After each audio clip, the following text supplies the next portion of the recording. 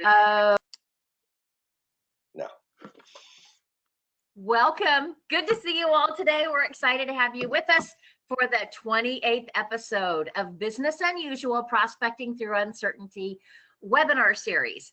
Now, what we're going to be talking about today, I've got my extra special, super fantastic partner in our webinar series that is, I basically asked him to come and share some of his top tips and insight on how to start up your marketing effort, or how to launch your marketing effort for your small business, your startup, your side hustle, whatever it is you want to get underway, and how to do it on the itty-bitty budget. And by itty-bitty, I mean like non-existent.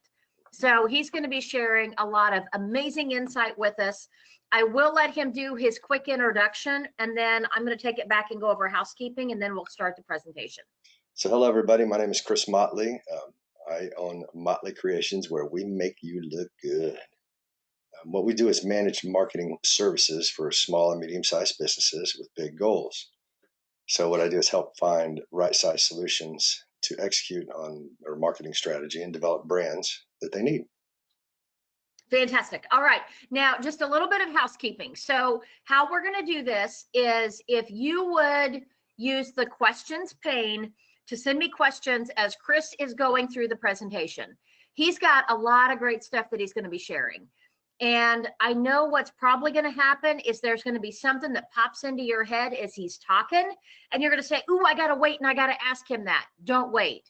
Chat it to me right then so that I can start pulling everything together. And then I will present them to Chris as we're going through the presentation, so that you get all your questions answered this morning about how to kick things off with your marketing effort. So, and I do also want to give just a little bit of a brag here.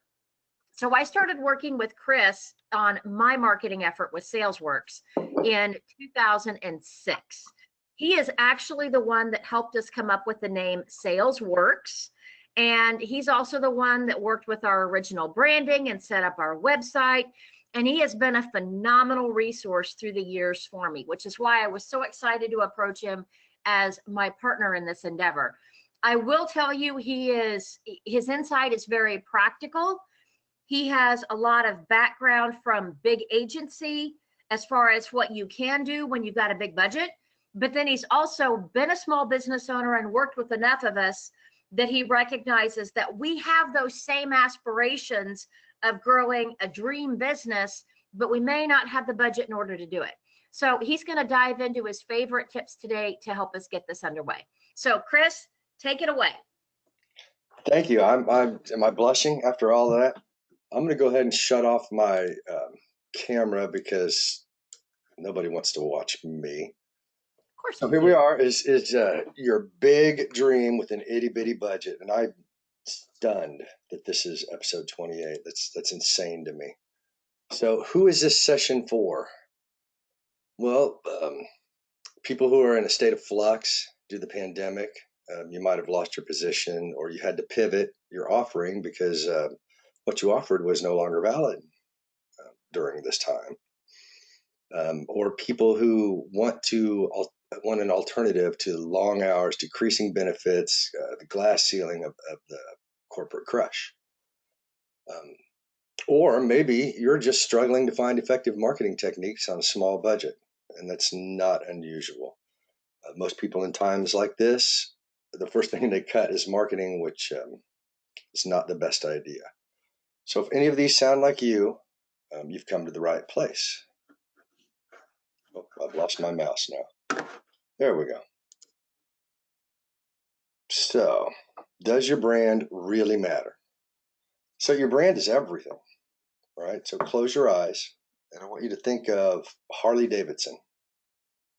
Right. Okay. So do you see maybe freedom on the open road? Maybe tough bikers, or hear the song Born to Be Wild? Now what I want you to do is open your eyes and really think about the name Harley. It's not a very tough name, is it? In fact, taken out of context, it's kind of old-fashioned and a little weak. Right. So that is marketing. Right. They have spent years and countless dollars to make that name sound tough. And I'll do you one better. I'll show you a visual example because I'm a visual guy. So take a look at this sign. Is it? Would you trust that this person who made this is really selling fresh eggs? I think it's kind of perfect, right? No corporate strategy, no high dollar signage, just down home goodness. So let's see how this applies to something else. Now, are you how are you feeling about this sign? Are you ready to earn your pilot's license? Are you picturing a biplane where they have to chase a chicken out of it before you take off? Are you feeling trusting? Do you think they have top of the line safety measures? Or are you hearing banjo music? See, everything you put out there reflects on your business. People are inundated by marketing daily, and it's not like it used to be that they attribute the quality of your service to the quality of your advertising, and they get tens of thousands of impressions a day. So um, but that doesn't mean you have to spend tens of thousands of dollars on your marketing. So first thing I want you to think about is, who are you selling to? And please, please, please understand this. It is not everybody with a wallet. Um, do ice cream? So here's my great example: is, do ice cream trucks play rock and roll? Do they have pictures of adults cooling off on a hot day? Nope. They play that little twinkle twinkle songs, and because they know that our kids will come running into us and we'll give them a couple of bucks just to, yeah, here, go. Right. And so that's an easy sale for them. So they target a specific age group. They target specific people. They have pictures of happy clowns and all that kind of stuff. And, if they tried to target to adults, half of them would go, I'm trying to lose weight or whatever. Or I'm trying to save money, and they would ignore it. So what I want you to do now is think of a client who pays their bills without complaining, that values your service. The client that doesn't keep you on the phone uh, each month every time you bill them to want to know what each line item is. Right. So that's who you want to duplicate. So what if you had five more or 50 more of them? Does that sound good? So you can find information a number of ways these days about your client's demographic, which will help you spend wisely for your marketing budget, right? So if, for instance, the ice cream people had to market for several different age ranges, they'd have to paint their trucks in several different ways and put different trucks out for different days and different music. And they only have one target. It's real. They can make the ice cream trucks in a cookie cutter factory, right? Just spit them out. It saves you money. So but what you really need to think about though in this is your demographic. For instance, my 15-year-old son thinks that Facebook is for old people, and if he was my target, I wouldn't advertise there, right? So Google has some reports lately, and I was funny because I just turned on this service on mine. I was going to take screenshots of it, but I hadn't turned it on my own analytics, and it's basically under the audience tab. If you've ever logged into your Google Analytics, there's under audience, there's a demographics tab, and it will literally show you um, the sex, the age groups that your target audience falls into. And it's free. It's absolutely free. And I suggest that if you haven't got this on your website, you get it on there as soon as possible. Um, because there's things like, if you can prove a bunch of traffic to your website, you can sell banner ads and things like that, right? And so it's just, and there's, you just print out a Google report and send it to them, right?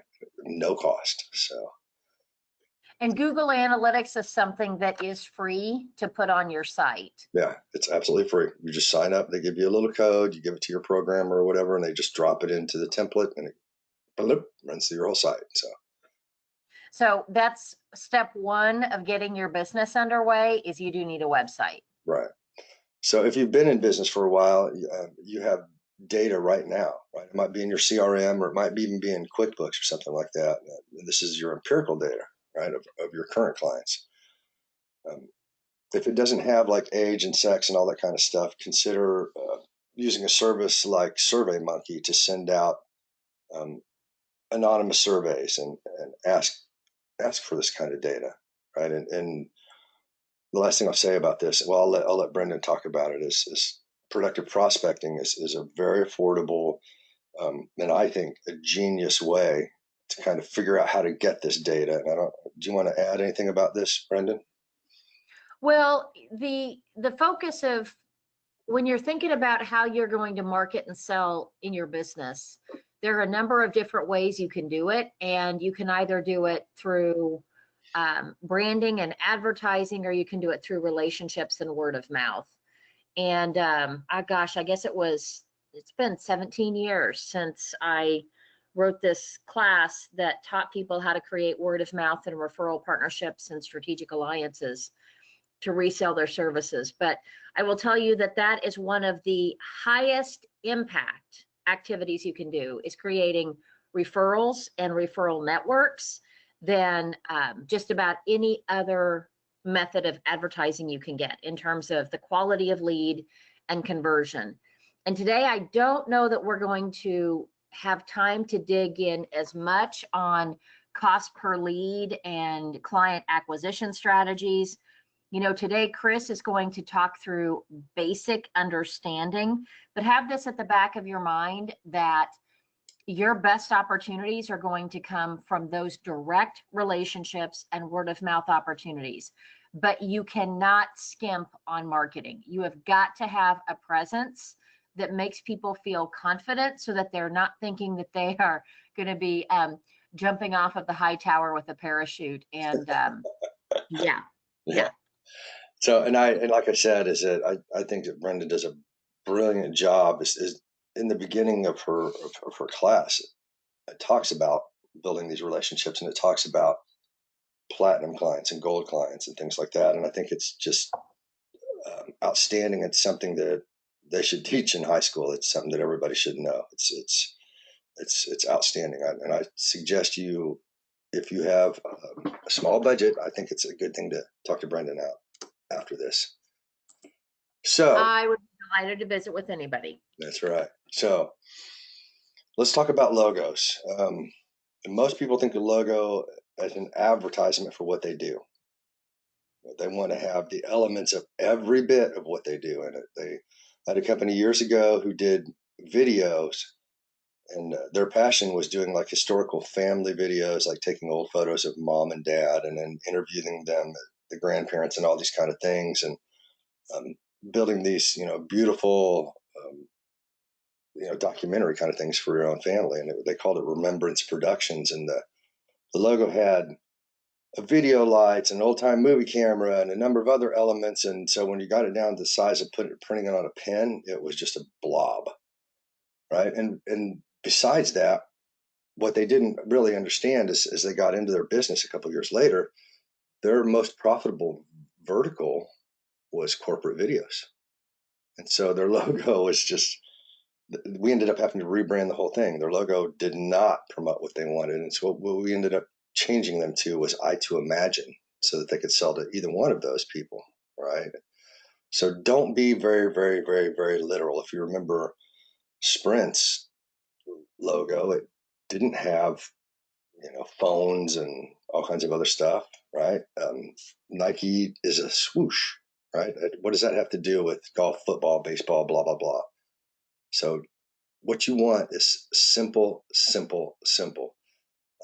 You want it clean, and you want it to where it'll look good on a pen and on a billboard, right? So um, one thing you need to know, though, is that there's different kinds of file types, and for it to look good on a pen and on a billboard, I want you to understand this a little bit. So if you look over here to the left, it says vector equals paths. So you see how it's all little paths. So that E goes from small to big, and it's perfectly clear.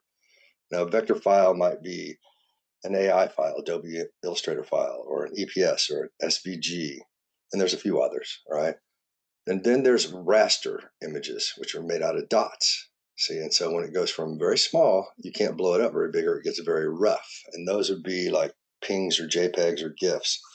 So you'll want a version of your logo that's vector so that it can be printed anywhere and look good. So why do you need to know this? Because what I suggest you do is there's several places that you can get a low cost logo, right? So you can go to Fiverr. I don't know if you ever heard of it. I think it's fiverr.com, and it's you can I put think it's got 2 R's in it too. I'll go and click real it, quick and yeah. look it up. But see, you can log in there. You can put in your budget, and a bunch of freelancers will bid on it, and you could literally get a nice logo in a vector format and raster for um, very, very inexpensively, right? If you go to an agency and get a logo, they'll try to sell it to you based on value added. So if your average sale is $10,000, they're going to try to get $50,000 from you to build your logo and your brand guidelines and all that kind of stuff. So this is a good way to start out, right? Or maybe you have a friend that's an artist of some kind. But the thing I have about that is that like I paint, right? And painters may want to paint you something for your logo, and that won't transition into vector really easily. Um, but that's also another way to get it. And the final, which is this is the one that I recommend the most, is go up to a college, and I think community college is probably better. But you go up and you talk to the art, find out where the art department is, and you go put up a flyer saying I'm looking for a logo, or perhaps you go talk to the person who runs that art department and say, I'm looking for an artist to develop a logo for me. And most of those kids will do it for little or nothing just so they can have a nice portfolio piece so they can get a job when they get out of college. So, and all of those are remember the college student thing, because that's also good for websites and all kinds of other aspects of it, building ads and things like that. So, And they all have to have them for projects. yeah, So it's the case of you're helping the kids as much as, or the students, I shouldn't call them kids, right. but you're helping them as much as they're helping you, especially if you give these amazing endorsements on the quality of their work. Exactly. So here's another topic that's it's a giant topic, and you may be overloaded with suggestions about. And first of all, what I want you to understand is you are not pouring concrete, right? And normally, what I tell people is make a list of what you want on your site, like, and it's a magic wand list, and list out if money weren't an issue, I want it to do this, this, this, this, this, this, this, and you never show that to any web developer. And then what you do is you go back through that list and go, what's the minimum it has to do to make it worth me spending money, right? Because what I want you to understand is that I've had people come to me and I've built sites that were wanting to sell tile online, which there's a bunch of problems with that inherently. Is every monitor has a different color, so you won't see the right color of tile. And if you buy it online, you save all this money, but then you have it shipped, you're going to pay more than just going to a store. So what I'm saying is you need to make sure if you're going to sell widgets, you need to make sure that they'll sell online. Okay, so I don't want you to guess. So make a list, get what the minimum it has to do, and then use that list as phase one. And you can always add to it later. And I can't stress this enough: is own your own domain. It's really simple to go to GoDaddy, or there's a billion other ones out there, to a reputable place like that or website like that, and you can buy your domain, and your domain is your URL, like www.motleycreations.com. And this is what I'm going to tell you here is very important. I had a client um, that had a web developer let the web developer buy their URL, and that web developer went out of business. And then they hired me, and I'd searched forever and called every number and sent every email, could not find him because their domain name expired. And so without being able to get a hold of him, they couldn't update it. So we had to change their URL, and then they had to notify all their clients, which is a pain in the ear. Right. So own it yourself. It's very inexpensive. And here's some pro tips for you on it: is brainstorm your name ideas before you go online, before you search anywhere. And you want it to be as short as possible. Like we had talked, Brendan and I had talked a long time ago about different URLs that she could buy. And one of my things now is like she could have gotten like coldcallsucks.com, right? And so if she's sitting and talking to somebody and selling to them, and she talks about it, salesworks.com, blah, blah, blah, blah, blah. And they may misspell salesworks.com. But if she's talking to them and goes, yeah, just go to coldcallsucks.com. Now, 3 months from now, if I've lost Brendan's card, I'm going to remember cold call sucks, right? So that's one idea, is to make it clever like that. The other is to make it short, short, short. Forever, I have tried to get mocreate.com instead of Motley Creations, but it's always been taken by different companies. You want it short because sometimes people are going to have to type in your URL.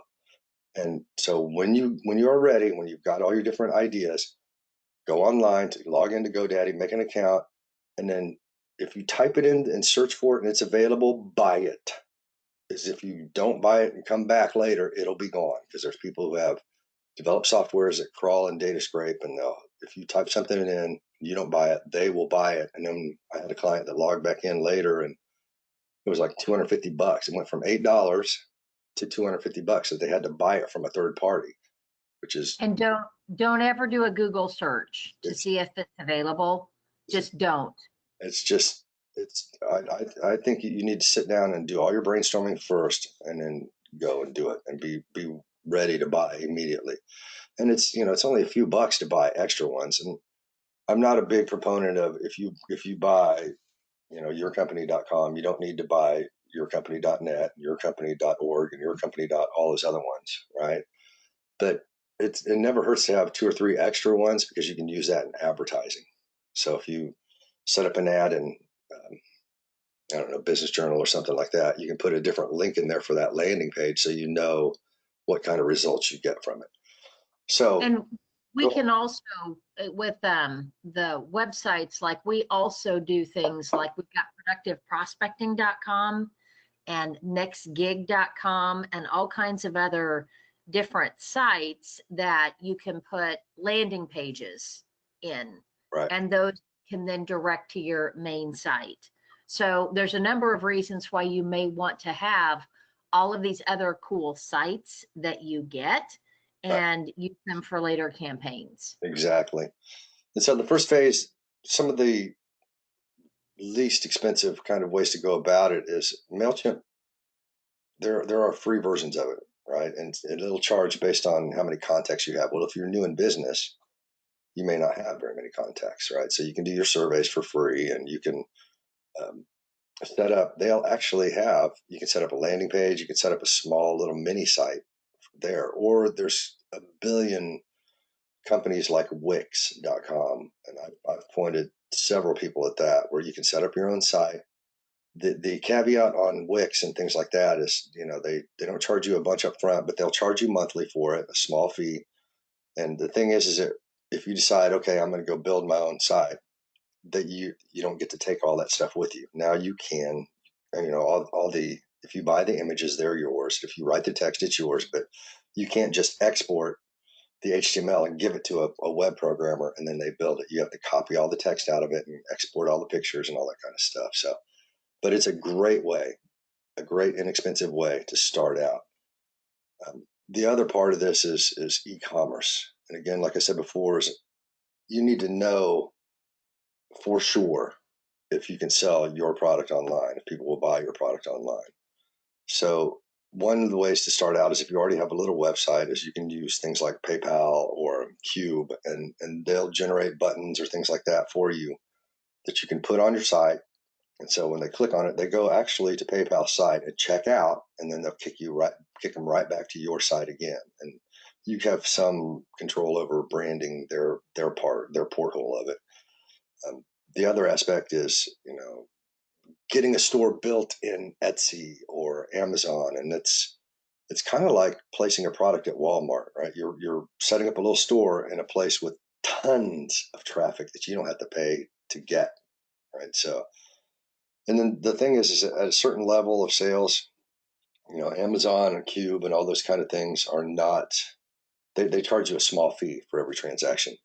after a certain amount, they're not profitable. But once you start selling over, 10,000, 12,000, something like that a month, then it becomes, you get you've proved the concept. So you go get a merchant account, set up a nice site for it. But my whole thinking about all of this is start very, very, very inexpensive, let yourself make money from it, and then use that money to develop phase two or phase three. Remember, you're not pouring concrete. So let's, okay, social media. Here's the icing on the cake, and we're getting close to the end of this, but let's talk about social media first, which is at its base levels absolutely free. Right? And first of all, each channel can help with SEO and building brand ambassadors. That's just a given on all of them. So um, whether you know it or not, your brand is less what you say it is and more what others say it is. So when I say brand ambassador, that this is a great platform to build on because it's better for other people to tout how great you are than for you to. But be careful because there's also a large margin of people out there who think they're called trolls that just go out there and say bad things about them. And so if you have an account, you have to have it, you have to police it to some extent. In other words, you can make it to where nobody can comment on your thing unless you approve it first. Um, and not every social media channel works for every audience. So go back to slide 6. What we talked about is figure out who you're selling to before you pick your channels.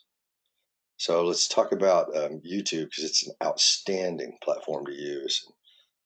They are I think they're close, they're second largest search engine now, but they are rapidly becoming the biggest. And the way cell phones are and other technologies, softwares and things, you really don't even have to have a desktop software video editing. You can do it all on your phone, um, and it's easy to shoot, edit, and upload.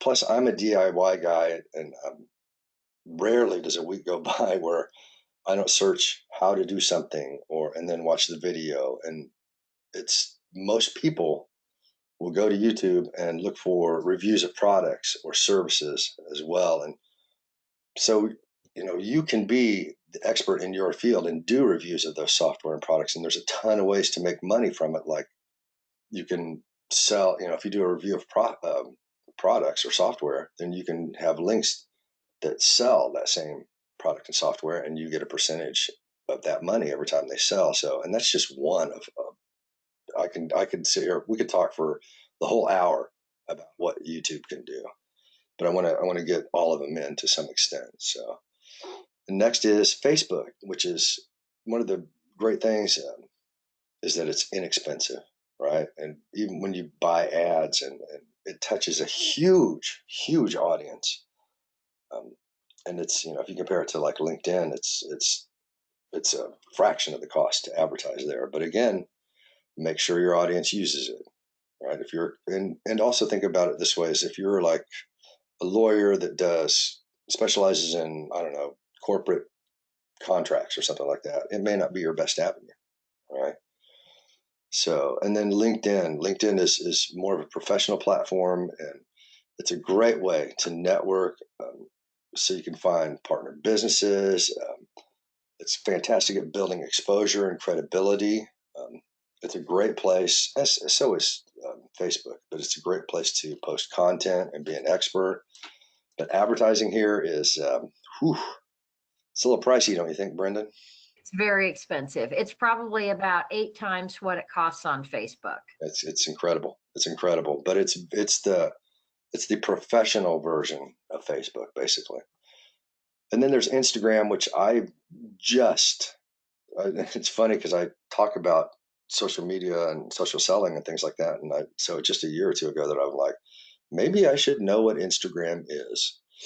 So I just started getting on there, and I've dabbled in Twitter just a little bit, but so I'm not a super expert at it. But what I do know is that they're both great ways to boost sales and promote products and build your brand. But as I mentioned before, you can generate brand ambassadors, but you'll need to monitor it because people seem to be more vocal when they're unhappy. Um, and so it's just, if you've ever been on, seen some of the comments from a video or something like that, is you'll always, on some brands, you'll see the a moderator from that company get on and go, how can we, I'm sorry you feel that way. How can we make this better for you? And they try to change it. So that you need to think about that. But there's also a lot of these that you can set where people can't comment. So just be tactful in your efforts. And one thing, hang on, can you go back to the slide for just a second? So what I'd like to do is spend just a couple minutes adding on a couple of points here Oh, sure. that I experienced. And this is just from the other side of it. So we've got sales and marketing. And the fun thing about the dynamic duo that Chris and I are working to form is that you see both sides of it. So the thing about each of these platforms that he's talked about is you think about it like you're going to build a house with your marketing effort. Your website is you're putting that house on a lot that you own, and social media is a temporary lot that's owned by the different companies. Now, the thing about it is, and this is with all of them, what we could tell you, we could do a session entirely on each one of them, doing nothing but talking about marketing on those various platforms. And know that if we did that session this month, we could do an entirely new session within probably 30 or 60 days, talking about all the changes that that platform has. Yeah. So the thing about them is they're constantly shifting the algorithm because they don't want you to figure out how to leverage the reach for free when they want to make money off you selling ads. So the thing that you have to recognize about each of these platforms is you want to pick which one you're going to focus on, and then figure out what the strategy is that's working through other people that have businesses that look like yours. So if you find somebody on LinkedIn that you really admire how they're building their brand and their relationship and building value with their contacts, then you need to follow them and you need to see what they're doing. And then you need to find out how much engagement they're actually getting from their posts and look at how many likes and comments there are. And you can follow even your competitors to see what people are doing. So it's a good idea for you to, pick and choose where you want to focus your attention and energy, and then really dig in and understand that platform. And don't try to do all of them. Pick just the one or two that you're going to focus on, and just remember that, think about these platforms like you're putting up a billboard, not like you're building a building. Right. So the billboard everything needs to go back to your website, and you need to have one. And it doesn't have to be a fancy site. It really doesn't. But you need to have a way to capture people that are coming to your site. So you need to track them through Google Analytics. You need to build a landing page. And, a lot of the things that you can do to get started without spending much money at all is share amazing content. And, Chris is going to dig into that when he starts talking about guerrilla marketing. But I can't emphasize enough about how important it is for you to be an active participant in your marketing effort. This is not something that you can just give to somebody and they're going to run with. It's like raising your child. There are certain aspects to raising your kid that you cannot delegate to anybody else. And marketing is the same thing. It's one of the most critical aspects of what you're going to do in order to build your business the right way and grow it up to be a, contributing member of society. Right. Okay, Chris.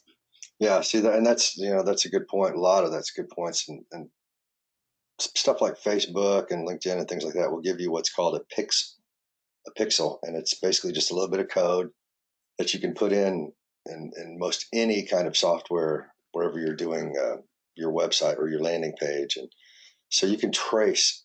Today's it's outstanding because you can track where everything came from, and back in the old days they would go You go to a CMO and you go, well, how do you market? And you go, well, you take 40% of last year's gross and you throw it out the window because they didn't, there's no way to trace newspapers except for if you put a special phone number or something like that. So, and I think she's absolutely right. Is pick your poison because companies that do all of these have entire divisions, set aside to monitor these and do these, and content is hugely important. That's the phrase, content is king. And Brendan, I love this that she preaches this is she, both her and I, when we started this, we have these servant mentalities and we want to help people. And part of marketing and sales is helping people. And it may be helping them find a solution that you don't provide.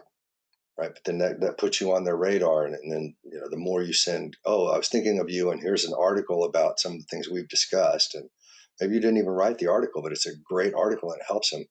Those are all fantastic ways to build your brand. Fantastic ways. So the last thing is oh man, I used to years ago. I gave tons of um, events and seminars and things like that about this, and I love these. I love Jay Conrad Levinson is um, pretty smart when it comes to low cost marketing, and um, basically he shows like low and no cost techniques. For instance, um, I had clients like the Parks and Recreation of a small city, Tonganoxie in Kansas, and they have a captive audience, right? The city owns the softball fields and all that kind of stuff, and all the venues where they put on stuff. And so, they were talking about doing all this kind of different stuff, and it's a tiny little town. And I'm like, well, instead of spending a bunch of money, why don't, if you want to advertise the classes and stuff that you put on, why don't, when you have a softball game, which is 80% of the town, you just have one of the kids go out and put little tiny flyers, a quarter page printout on everybody's windshield. Why? And it costs like $10 at the most to print it and have a kid do it, as opposed to spending, tons of money in different um, media and things like that. So, and a lot of these kind of ideas come from this canvassing, right? And it's the same with. I just spoke to a guy who does power washing. He does like cleaning decks and houses or cars and things like that. And we talked about, because he has $0, and we talked about making door hangers and putting signs out in front when you're cleaning something. You put a sign in that neighborhood, and a lot of services do this, like landscaping and things like that. And this is canvassing, right? Is people drive by and see your work and see that it's good, and then they see your sign. And most of these people, it's human. The way most humans react is, well, I don't want to bother them. I don't want to bother them. So you put the phone number up, and you go have a kid, just a kid, like a high school kid, pay him $5 an hour to just walk around and hang these door hangers on the door and say, we're in your neighborhood at this address. Come over and say hi or something like that, right? And You know what? One of my clients did once that was a remodeler is they actually sponsored one of their kids softball teams, Mhm. and they did a pizza party in exchange for them putting door hangers on a neighborhood that they were trying to really get into. Right. And they had done one house in that neighborhood, and then they basically sponsored the team. And then they also bought shirts and did sponsorships for games and stuff like this. But they leveraged the child labor, and it worked incredibly well. Not to mention, I Right. got to tell you, homeowners are not going to get crabby about seeing a softball kid wearing his uniform coming up to your door and handing you something with a smile and a thank you. So there's just all kinds of fun stuff you can do. So don't let budget stop you. There's just so many avenues. Well, yeah, and there's a lot of it that you maybe is not just common sense to you, right? And it wasn't to me until I started reading it. And so there's other sections of it, like media, and what they explained is, and maybe you don't know this, is that you know even national TV and national magazines and things like that, they have local versions, right? So if you're watching a national TV show, or international for that matter, the commercials you see are local, right? And it's the same with magazines or anything, any publication like that. So and like CNN, big websites and stuff like that. So and their biggest enemy is dead space. So when it comes time, the closer it gets time to either print the magazine or put out the website or to put the show on, there's a thing called remnant space. So what used to cost, I don't know, $5,000 to put an ad there, it gets cheaper and cheaper and cheaper and cheaper as time goes on, as it becomes closer to publication. So, and I thought that was interesting that you could get something that somebody paid a lot more money for. You know, the person next to you in their ad could have been twice as much or three or four times as much. So, and there's just a ton of different um, tricks like that with the media. What the media doesn't want you to know, right? Because they don't want you getting it for cheap. And this book will help you with that strategy. Get things at fractions of a cost. They also cover co-ops and events, as well as a ton of other strategies. And think about this: what you're at a co-op event, right? You're witnessing a co-op event right now, and that's Brendan and I have been going back and forth on this kind of thing for forever, and putting on back when you could do events and meet people face to face. We constantly ran into each other in events like that. I can't even think of half of the different groups that we were asked to speak at and things like that. So it's what it does, and there's a million different versions of this book, right? If you look over to the right there's social media, there's direct selling, there's the best of guerrilla marketing, there's guerrilla marketing for free, there's literally 500 different versions of this. So there's got to be at least one version that would be relevant to you. And think about it. If you have a Kindle, you can get it on Amazon for free, or if you're a Prime member. But if you can get the book for as little as $5, and if your average sale is $2,000 and it helps you get maybe one sale a month, I think that's a pretty damn good trade, right? $5 for 2,000. Um, I would suggest looking into it, and he just has some wonderful, wonderful ideas. He's a great thought leader to follow. Oh, he is. He's a great thought leader to follow. So what we want to do here is thank the Women's Business Center for being our sponsor in all this, and they have some great weekly webinars on Wednesdays and Fridays. And I suggest you go to the Kansas City wbc.eventbrite.com and see what's going on there, because they have, just some outstanding content. We're very grateful for them to. Well, and they're doing an entire entrepreneurship series right now that would basically tell you everything that you needed to know about starting up your business, formation of your business.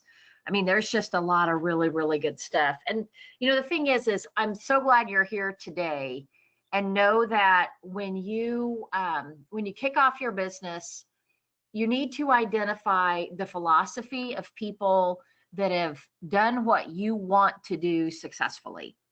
You need to find mentors. You need to find, the people that you really respect and admire. And that's one of the reasons why I was so excited to partner with Chris on this, because I really respect his philosophy about marketing and the fact that it needs to be about serving and creating value and building a relationship and not just chasing a transaction. Mm. And that's, one of the big things that you do need to think about with your marketing effort is, what are you really trying to do? Are you trying to build value and create relationships, or are you chasing revenue? And then you find the approach, and whichever, if you're about the revenue, that's fine. That's okay. There's a lot of very successful businesses out there that's what their philosophy is. That's what they're about. They've done it quite well. They've got a lot of happy customers. It's all good. Right. And then there's others that it's more about the relationship, and just identify that. Well, and that's I'm going to brag on Brendan here a little bit. Is this that's the slide here is promoting productive prospecting, which is her baby, and it's I have to say, that which this used to be 9 steps, right? And it it was like for me getting hit in the head with a frying pan. It was like, duh. Some of the things that I was doing, what I always joke with her is I was like a dog on linoleum. And if you ever seen a dog that's on linoleum trying to hurry up and go, there's a lot of movement, but they can't catch a claw, right? They don't go forward. A lot of movement, but no progress. And I was doing things just to do things in my prospecting efforts. Um, and I was spending money. More importantly, I was spending a lot of money on things that maybe work really well for a real estate agent or something like that, but did not work for my business. And it changed how I did business. And more than that, it changed how I do marketing because they all the principles coincide, right? They all fit together. They should fit together. And so I can't recommend this enough. It's a little bit like drinking from a fire hose, but that's the beauty is that you get all this information to where you can go back through it and kind of pick it apart and take the pieces that work for you. And then you can, Brendan is great at sitting down, having a cup of coffee with you and going, that's okay. It's a lot to take in and, and, and helping you figure out how this works in your business because not all businesses are the same. Not all businesses are selling to the same people, but I think it's, to me, there's a level of integrity that goes with nurturing relationships rather than just selling stuff to anybody, right? So, and I don't, Brendan, you want to add anything about this or? You have done an amazing job. Thank you, Chris. It's been an honor to really work with a lot of the professionals that I've had the pleasure of working with over the years and learning a lot from their journey. And one of the things that I do encourage you to do is just whatever your marketing effort is, whatever option you choose to move forward, there are some decisions that you do have to make early. It's how do you want to engage? How do you want to build relationships and make sure that the path that your marketing is taking aligns with the path of relationship building that you want to do. So and we're actually, I can't believe it. We've got a little bit, we've got a few minutes if people have questions. Sure. And you want to dive in and say, okay, help me, how do I do this? Whether it be anything from securing your domain, Chris has talked about a lot of different stuff, Right. to hiring a web designer. He gave you a really big tip right there at the beginning where he talked about own your own domain, because I have heard of unethical marketing companies that will hold your domain hostage. Yep. And they don't let you have that back if you move your web design business from them. Right. So, okay, it looks like David had a question. Hey, Chris, Dave Komar. One of the questions I've got is Facebook. I mean, I understand what Facebook is and what that audience is, et cetera. Right. But and LinkedIn, but how can I identify, the makeup of the audience of the other platforms? That's a great question. And the thing is that, as Brendan covered it a little bit earlier, is that there's empirical data out there now, and you can literally search for it and it'll tell you what it is today.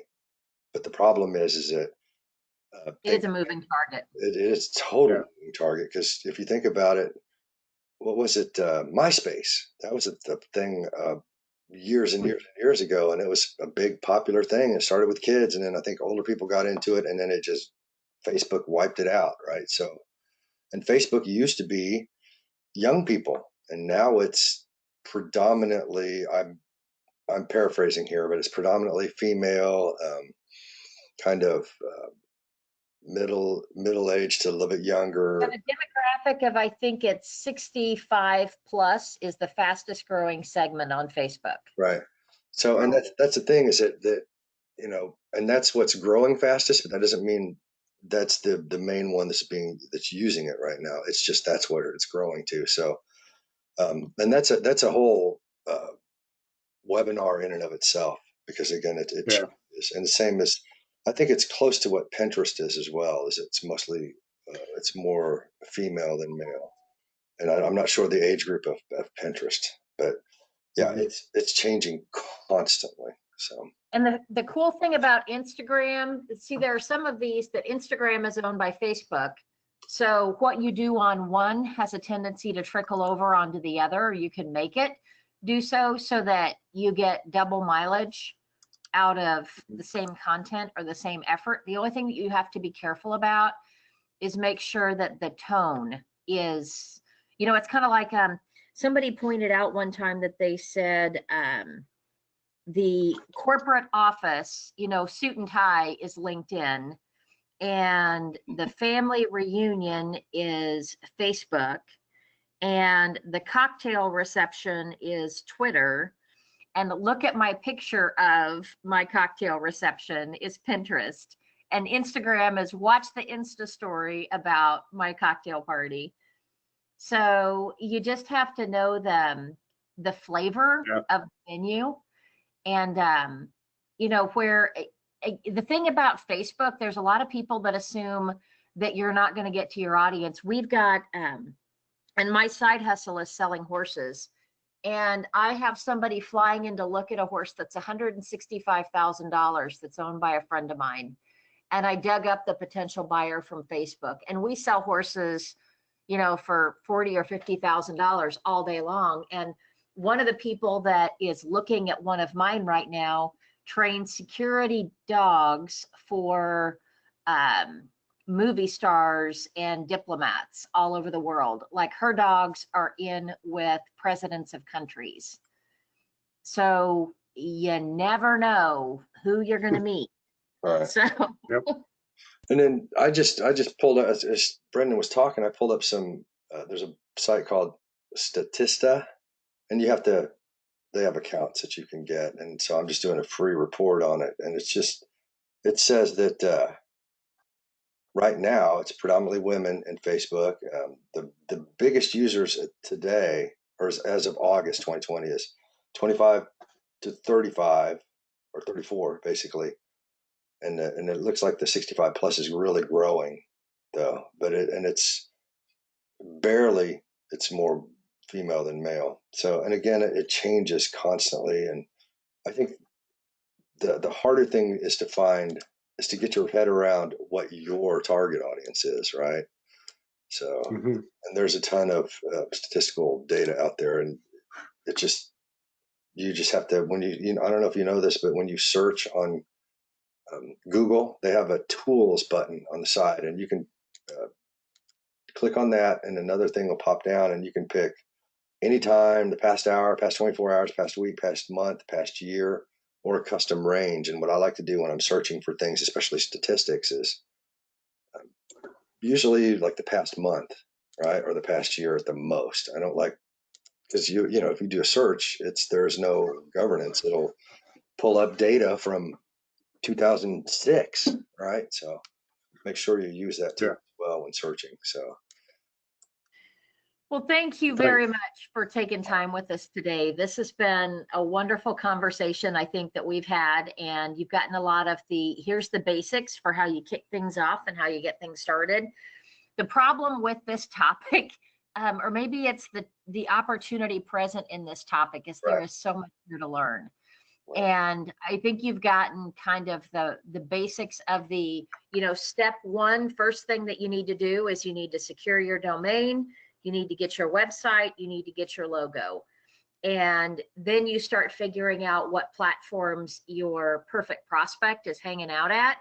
And we're here to help you with every step along the way. And we're here every single week in order to answer your questions about what should you be doing right now in your marketing and sales effort that's relevant.